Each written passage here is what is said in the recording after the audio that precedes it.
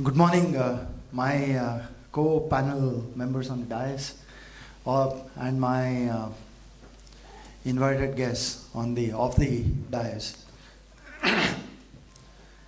uh, Skills and vocational education is probably assuming a lot of importance in the current scenario. And in order to prove that, I'll give you some data which will tell you what we really need to do and the kind of challenges that we have.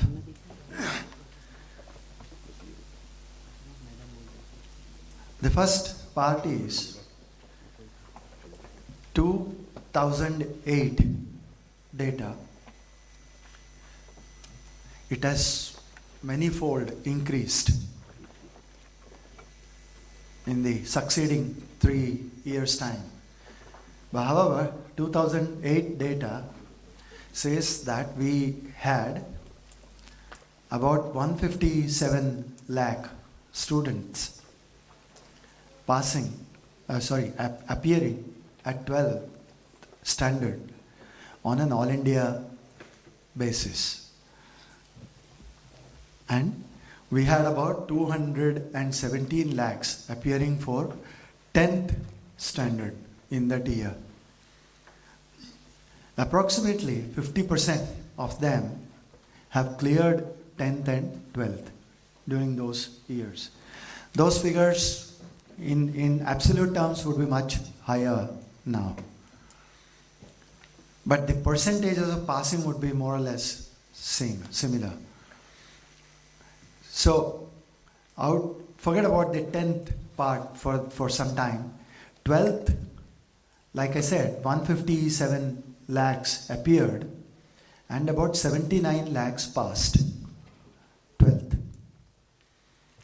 Out of those 79 lakh students who passed 12th, 4.5 lakh students went into science stream. And 5 lakh students went into commerce stream. About 10 lakhs went into arts. About 8 lakhs at that time went into so-called technical programs, engineering, architecture, pharmacy, and so on. About 13 lakhs went into some kind of distance learning. And roughly about 6 lakhs went into so-called vocational skills and programs and so on, in whatever way they were available at that time. So which means, out of the 79 lakhs, in order to create a round figure, about 80 lakhs, about 50 lakhs went into some form of higher education after 12th. And the remaining 30 lakhs, we do not know what they were doing. Probably they couldn't get into an institute because there was no opportunity in their location. Migration is not possible for everybody. Probably they didn't have money, the finances required to study further. So they had to work during the day. And they were not probably finding something worthwhile to study after they finish off with their work during the day. And maybe some of them never liked the conventional learning that was available in the form of art, science, commerce, or whatever. So they were just not interested. Whatever be the reason, you had almost 30 lakh students even in 2008, which I'm sure must have gone pretty high today. That number was not doing anything after 12th. And similar is the story at the 10th level. About 50% of them passed, and about 25% of them after 10th, or 30% of them dropped out after 10th. Now, you juxtapose this against the numbers that we would have of almost 500 million students in the age group of 20 to 30 in the next 10 years time, which is the most productive age, and India will be the only country with that kind of numbers in that age group. So which means that unless there is something drastic done in this area, this country would have massive problems. There are vacancies, there are all kinds of those problems are all there. I mean, there are n number of problems in the access, equity, quality, and so on. Having said all that, probably the conventional system is not the solution. I mean, that is available to people anyway. The conventional BA program or the bachelor's in commerce or science, engineering, medicine, these are all available. But what happens? Are they sufficient for everybody who comes in the next 5 to 10 years' time? And not the case. So merely having a degree or a diploma is not going to get a job. Having said that, people talk about distance learning and the need for expanding the distance learning base. Obviously, there are limitations, there are some very good methods, the use of ICT, all that will happen, will enhance in quality, in access, and so on. However, a distance learning mode would also give probably a degree or a diploma to a student. Beyond that, what? Are they in themselves sufficient to give employment is the big question. So therefore, what do we need to do? We need to look at a different paradigm, and that of vocational education. And vocational education today, as we understand, is essentially skills. So we have ITIs, we have industrial training institutions, and you have advanced training institutions, ATIs, in many states, where they provide trade-related skills, which means somebody is taught to become a mechanic, somebody is taught to become a turner, a fitter, a plumber, an electrician, and so on. So these are all essentially skills. And these skills are imparted in various modes, in various schools, at the school level, at the college level, and so on. But at the end of the day, what you get is some skill which makes you a little more employable. That's what happens. But is that sufficient to address the kind of numbers that we have? Can we motivate the families, the kind of societal systems that we have? Can we motivate our children or the parents in the current society to send their children to acquire those kind of skills, to become a mechanic, to become an electrician? Would they really be doing that? Probably no. The society's acceptance for merely skills is highly limited because it has some kind of stigma today. People would rather go and do a BA in a college than acquire some skills and become productive, employable. So therefore, you really need to look at a different paradigm here, and that's what we've been doing. And we have launched what is called as National Vocational Education Qualification Framework, which is on a national level, which integrates the skills with the general education and provides a diploma or a degree. So it's not just skills, it's not just formal learning, but you mix the two and create a different paradigm for a degree or a diploma. Now, since there is a degree or a diploma, this society's acceptance would be much, much higher. And since there are skills, the employability levels would increase. Now this is the larger understanding. This was launched by the Honorable Minister, HRD, on 8th of October this year. Now I'll give you some features of what this is, how this functions, so that the perspective is in place. Now we look at 7 certificate levels. Okay? 7 certificates. The first certificate starting at the 9th standard. You need to look at skills building at quite fairly an early age. So we begin at 9th standard, the first certificate. 10th will be the second, 11th, 3rd, 4th, 5th, 6th, 7th. Now if any student completes all the 7 certificates, he is eligible to get a bachelor's in vocational. 7 years. Credits would be equivalent to any formal system and so on. Now each certificate is also 1,000 hours per year, per annum.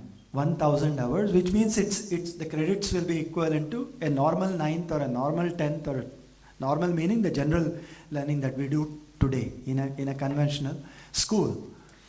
So each certificate is of 1,000 hours. So for a bachelor's program, you go through a 7,000 hour cycle, starting from 9th. Now, what do we do? What is this 1,000 hours? Every 1,000 hours, which means every certificate, is divided into certain vocational skill component and certain general learning component. And at 9th level, you have about 200 hours of vocational skills and 800 hours of general learning. And this will be done in the school. We have CBSE schools which are on board on this, and will start from 2012 to start this process.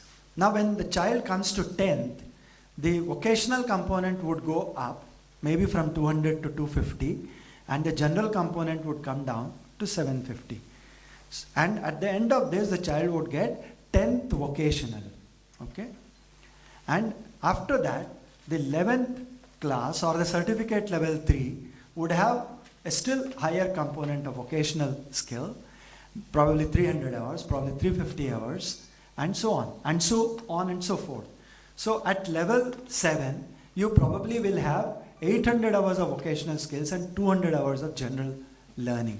Now there is a pattern in which it works. Now what is all this? Now all skills are sector specific.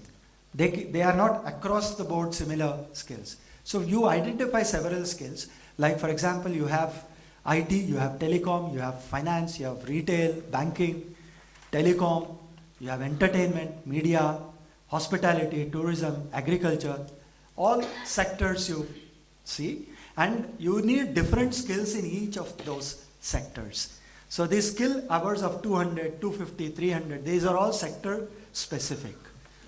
Now having said that, these skills are, when we say at 9th level 200 hours of vocational skills, it doesn't mean one skill of 200 hours. It is grouping of skills. So grouping of skills happens at 9, 10, 11 at each certificate level. Now let's see an example. We have created a program in the automotive sector called vehicle specialist. Now what does this fellow, how does this whole system work? So what he gets is bachelor at the end of certificate 7, he gets a bachelor's vocational.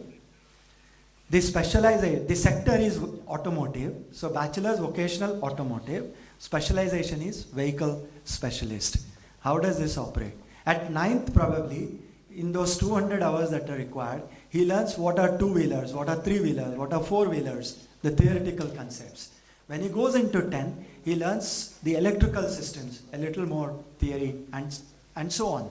When he goes to 11, 12 and so on, he learns more about the engine, the assembly of the engine, the disassembly of the engine, the repair, the troubleshooting, things like that. As he grows further, he learns about the chassis, the suspension systems, the transmission systems, things like that. As he goes further, 5, 6, 7, he learns everything about the vehicle in terms of troubleshooting, in terms of the vehicle as a whole. Then when he goes through all these 7 levels, he gets vehicle specialist designation. Now at the degree level. Now 9th and 10th, he gets 10th vocational. 11th and 12th, he gets 12th vocational. Then 13, 14, 15, he gets into bachelor's vocational in a conventional college. Fine? In a conventional college, he gets into for bachelor's vocational. Conversely, 9th and 10th, he does in school. 11, 12, 13, he gets into a polytechnic and gets a diploma in vocational. Does level 6 and 7, gets an advanced diploma in vocational. So therefore, every 1000 hours has skills. These are independent skills at that level, and they are also joined to the next level in terms of growth. So technically a child can drop out at any certificate level.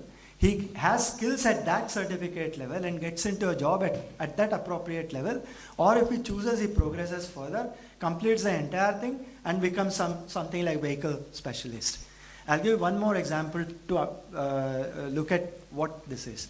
We have also created one vocational program in entertainment sector, end-to-end. What the program is, bachelor's vocational in entertainment sector and theatre and stagecraft. So at 9th and 10th, what do they learn? They learn art, painting, drawing, things like that. At 11th and 12th, they learn a little more about what is stage, what is audience, what is lighting, what is the perspective, vision, and so on. As they grow further, they will learn more about lighting, shade, things like that. And all about lighting, all about the environment, and so on. When they go further, they learn more about photography, the relationship between lighting and photography, stage and audience, things like that. Then as they go further, they will learn more about acting and so on. Now all this that I am talking about is the vocational part. Along with this, at every certificate level, there is a general component that I am talking about. For example, in 9, 200 hours of vocational, 800 hours of general. What is that general? That is the physics, chemistry, maths that you conventionally learn in a school. Probably a little watered down version of what you may be doing there. So you get an entry from a vocational system into a general system wherever you choose to do so. And from a general system, you can come back into vocational system, provided there are certain prerequisites. The last thing that is important in this is the skills part. A student takes an admission to a certain college in the vocational stream as a normal student, and for the vocational part, the skill part, he goes to a skill knowledge provider, and the general component he learns within the college itself. Now the skill knowledge provider is an industry partner. So we are in the process of identifying sector-wise industrial knowledge, skill knowledge providers. So this child in an automotive sector would probably go to a Maruti service center, or your Ford service center, or Mahindra service center, which become skill knowledge providers to teach those automotive skills.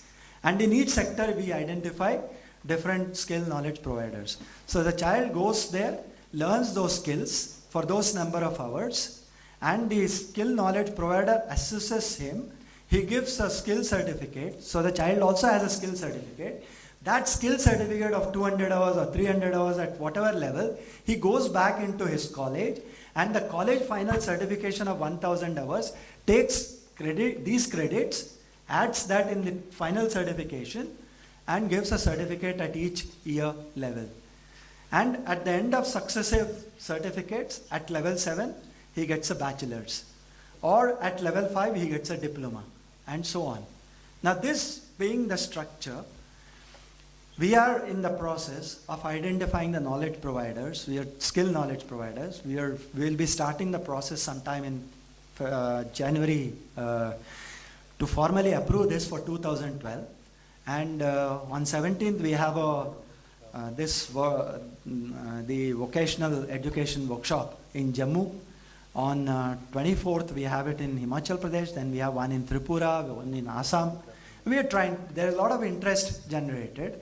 The basic idea is you get multi-point entry exit between systems.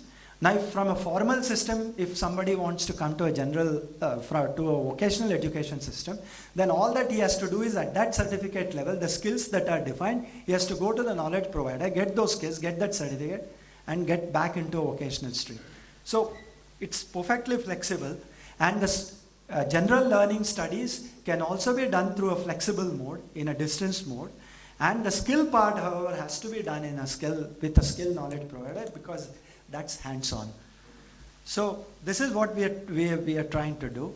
There is a preamble, there is a great need for doing this, and somehow you have to create the acceptance within the society. So therefore you need to dovetail that with the conventional degrees, diplomas and so on, which we've done. And we hope that vocational education would take off in this country. That would increase the employability. Obviously, it will increase the GER. Employment and employability, these are two different things. A person can become self-employed in this process. He can become an entrepreneur, or he can go and work with the skills that he has acquired for someone else. Now, anybody who in this audience would want to partner in these projects, you are welcome, and we'll take a call on that. Thank you.